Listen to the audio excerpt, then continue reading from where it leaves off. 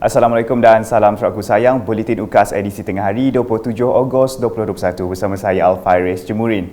Memulakan berita tengah hari dengan isteri kepada Yang di-Pertua Negeri Sarawak Toh Puan Datuk Patinggi Ragat Kurdi Taib meneruskan pemberian sumbangan wang tunai dan bantuan makanan menerusi Majlis Jalinan Kasih di Kampung Gitak Laut pada Khamis.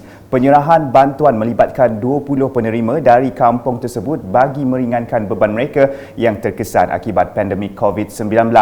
Dalam program lain, Toh Puan Ragat turut memberikan sumbangan yang sama kepada 30 penerima yang terdiri daripada golongan asnaf, ibu tunggal dan fakir miskin dari kampung masjid hingga ke kampung nombor 6. Sementara itu, para penerima merakamkan penghargaan kepada Toh Puan Ragat atas keprihatinan beliau bagi membantu golongan yang memerlukan ketika berdepan dengan pandemik COVID-19. Turut hadir ialah Menteri Kebajikan Kesejahteraan Komuniti Wanita, Keluarga dan Pembangunan Kanak-kanak Sarawak, Datuk Seri Fatimah Abdullah. Manakala di Kampung Rampangi Fasa 2 dan Kampung Rampangi Skim, Toh Puan Ragat juga telah menyumbangkan bantuan makanan asas serta wang tunai kepada 40 individu. Dalam majlis berkenaan, Menteri Muda di Jabatan Ketua Menteri Hal Ehwal Islam dan DBKU Adun Pantai Damai, Datuk Dr. Abdul Rahman Junaidi juga hadir sama dan beliau memberitahu bantuan itu diharapkan dapat membantu meringankan bebanan penerima berdepan dengan pandemik COVID-19. Laporan seterusnya, pemimpin peringkat kampung memainkan peranan penting dalam menjaga keselamatan dan keharmonian kampung termasuk menghindari anasir negatif seperti penyalahgunaan dadah. Tegas Adun Jemoreng, Datuk Mursyid Diraja Dr. Juanda Jaya, isu dadah di negara ini kebanyakannya melibatkan kaum bumi putra dan ia memberi impak yang sangat negatif kepada anak bangsa sehingga boleh menyebabkan kes pembunuhan.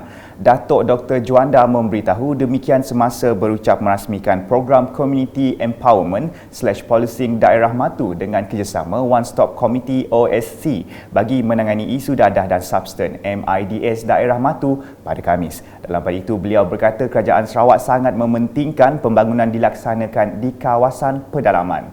Jelasnya, pembinaan jalan dari Matu ke Sibu akan dilaksanakan bagi kemudahan penduduk setempat. Manakala di Meradong, adunnya Datuk Ding Kong Hing telah mengambil inisiatif dengan memasang kanopi bagi kemudahan orang ramai yang berurusan dengan Bank Simpanan Nasional BSN di Bintangor. Bank tersebut kini menjadi tumpuan orang ramai untuk mengeluarkan wang bantuan Prihatin Nasional BPN dan bantuan khas Sarawakku Sayang BKSS.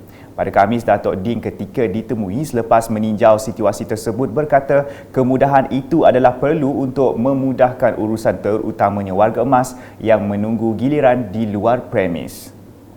Beliau turut menzahirkan penghargaan kepada Majlis Daerah Meradong dan Julau yang telah memasang kanopi untuk kemudahan orang ramai. Sementara itu, Pusat Hikmat Dun Pantai Damai telah menyalurkan sumbangan berupa bantuan perubatan dan pek makanan kepada seorang penduduk kampung Pasir Pandak pada Khamis. Penerima bantuan tersebut, Yakrani Wet yang berusia 66 tahun, merupakan pesakit diabetes yang telah menjalani pembedahan dan masih menjalani rawatan serta pemantauan perubatan. Beliau seterusnya menzahirkan ucapan terima kasih kepada Adun Pantai Damai, Datuk Dr. Abdul Rahman Junaidi di atas keprihatinan dan sumbangan tersebut.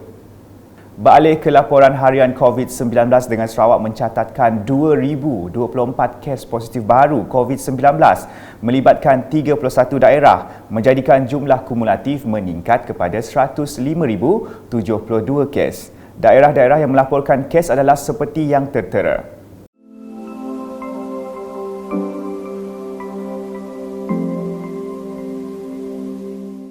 Dalam pada itu, Jawatankuasa Pengurusan Bencana Negeri Sarawak JPBNS menerusi kenyataan media pada Khamis memaklumkan bilangan kes baharu mengikut kategori klinikal adalah seperti tertera.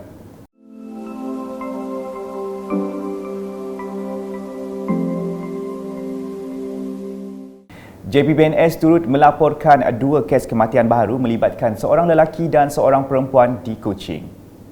Dalam perkembangan sama, JPBNS mengisytiharkan 4 kluster baru iaitu kluster Sibuluh Nowang, Bau, kluster Teluk Batu Meradong, kluster Semenyan Sibu dan kluster Jalan Hulu Engkamo Pakan. Manakala 4 kluster tamat iaitu kluster Mongkos 2, Terbedu, kluster Jalan Demak Laut Kuching, kluster Sungai Mangga Simunjan dan kluster Kerina Serian. Sementara itu, jumlah kluster yang masih aktif adalah sebanyak 119 kluster dan 18 kluster aktif diisytiharkan mempunyai penambahan kes baru iaitu seperti tertera.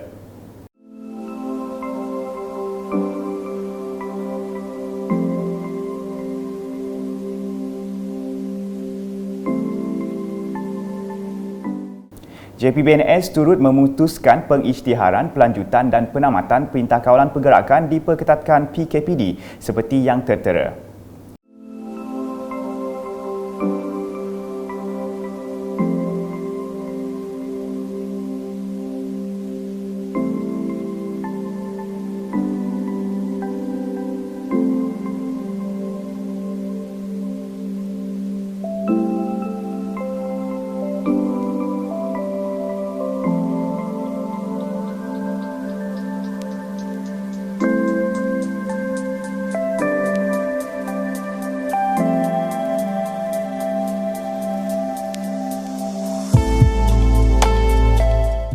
Sekian edisi Tengah Hari bersama saya Alfaris Jemurin dan kru penerbitan.